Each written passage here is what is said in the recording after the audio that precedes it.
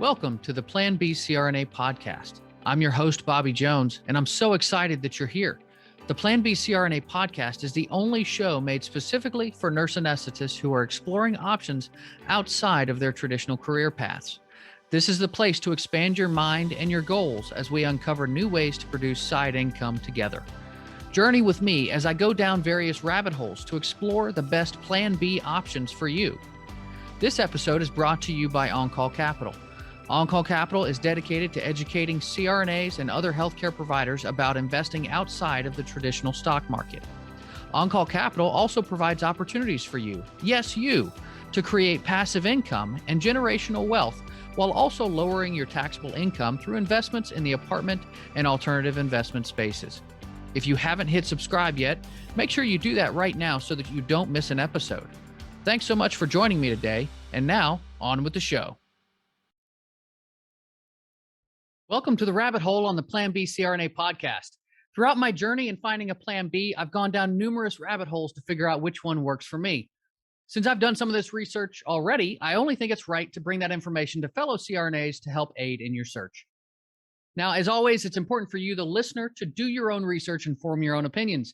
Everyone's situation is unique, and a Plan B that works for one CRNA doesn't always work for another.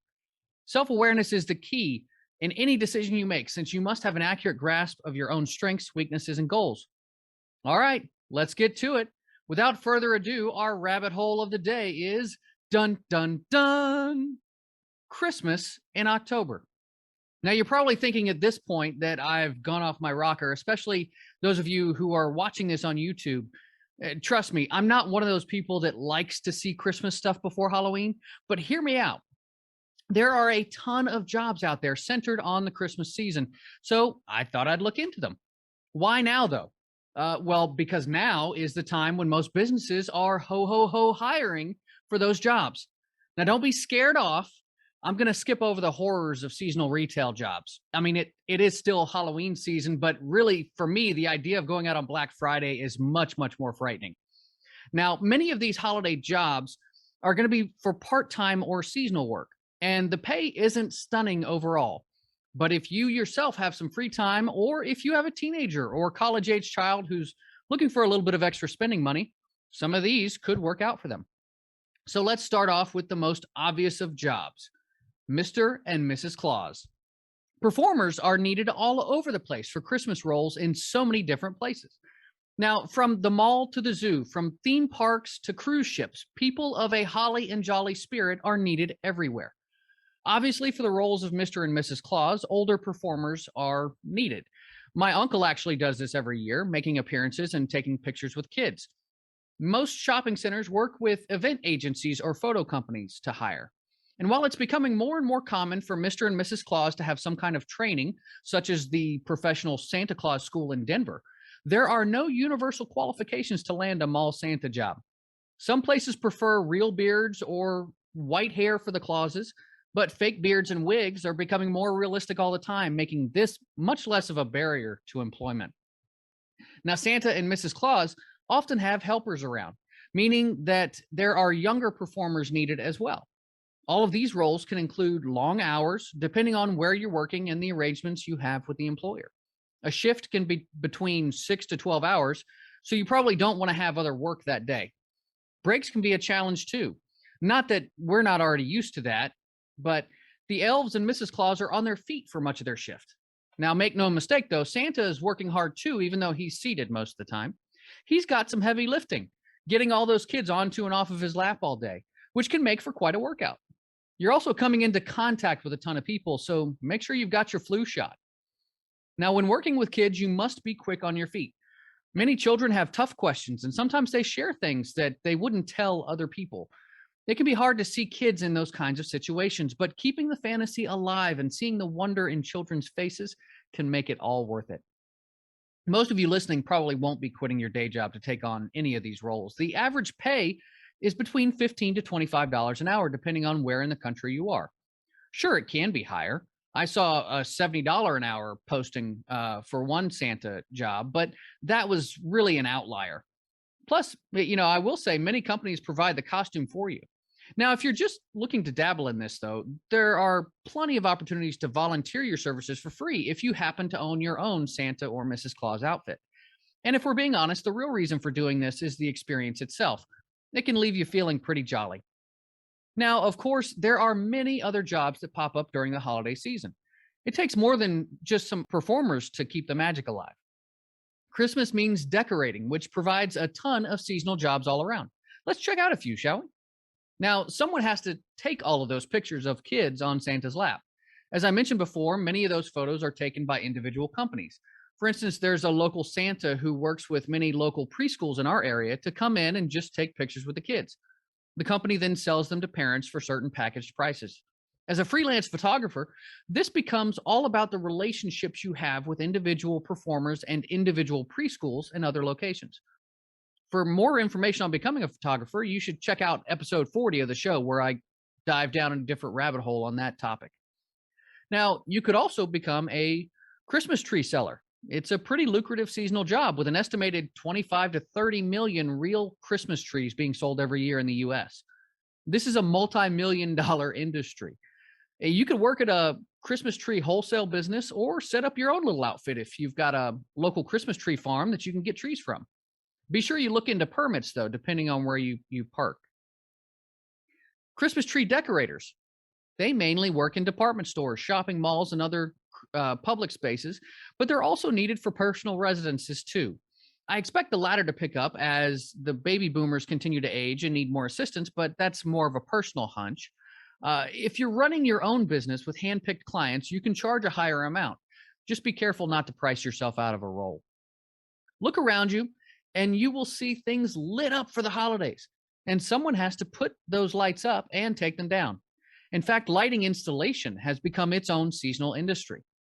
Whether you are joining an actual lighting company or providing an extra service for the lawn care or window washing company up the street, there are more opportunities to install holiday lights than ever before. Positions run the gamut between temporary, part-time, and full-time, with pay ranging from $12 to $30 an hour. There are even a few signing bonuses out there. Because it's also a busy season, you can expect to work through the winter season with ample opportunities for extra shifts or overtime work. Again, you probably aren't going to quit your day job, but it's not bad if you like being outside and spreading cheer. Now, what else is there? Yes, the presents. There are a ton of presents being sent around the world, which means they need to be wrapped and delivered. Gift wrappers can hardly find a more busy time of the year for their services than the Christmas season. This can be a great outlet for those with a creative flair, and there are a couple of different ways to offer your services. Most folks choose to offer services privately, building a personal Rolodex of customers.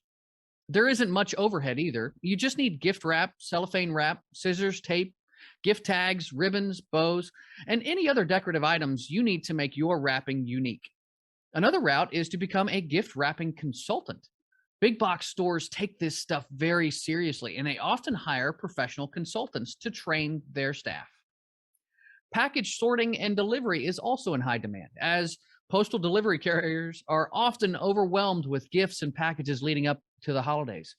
UPS, Amazon, and FedEx all offer these types of positions on their websites.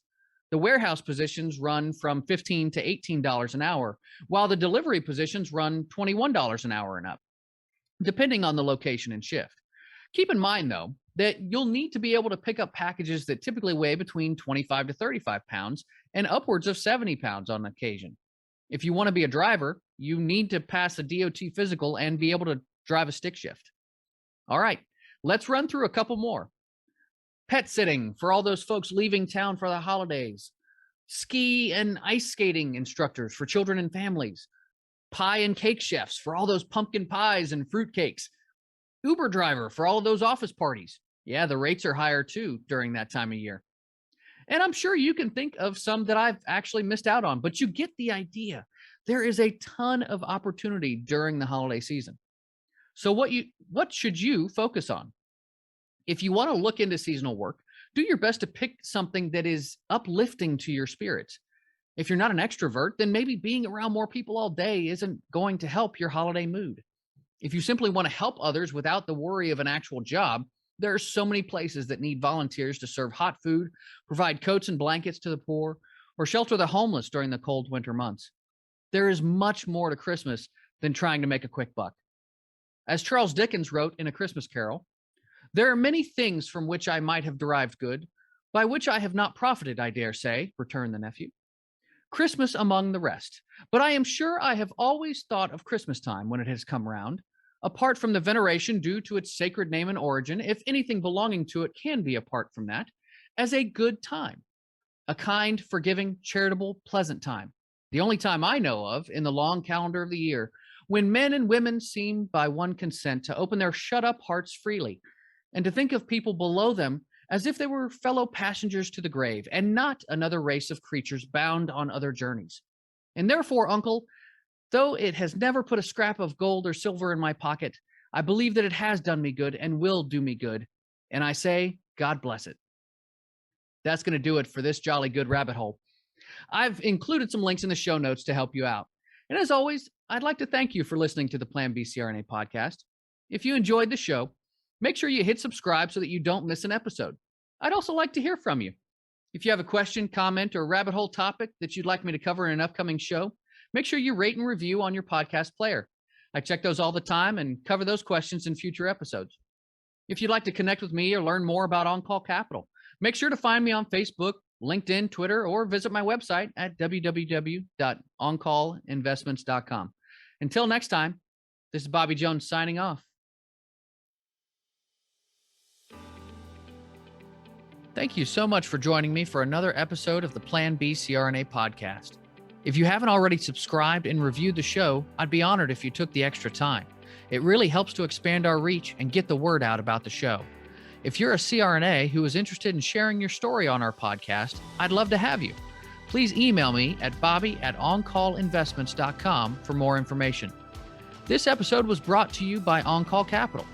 They are dedicated to helping providers like you develop passive income and generational wealth through investments in the apartment and alternative investment spaces. Feel free to check out their website at www.oncallinvestments.com and subscribe to their free educational email series. You can find OnCall Capital on Facebook, Instagram, and Twitter. You can also check out our YouTube page, where you'll find all of the show episodes along with other educational videos. Thanks for listening, and we'll see you on the next episode.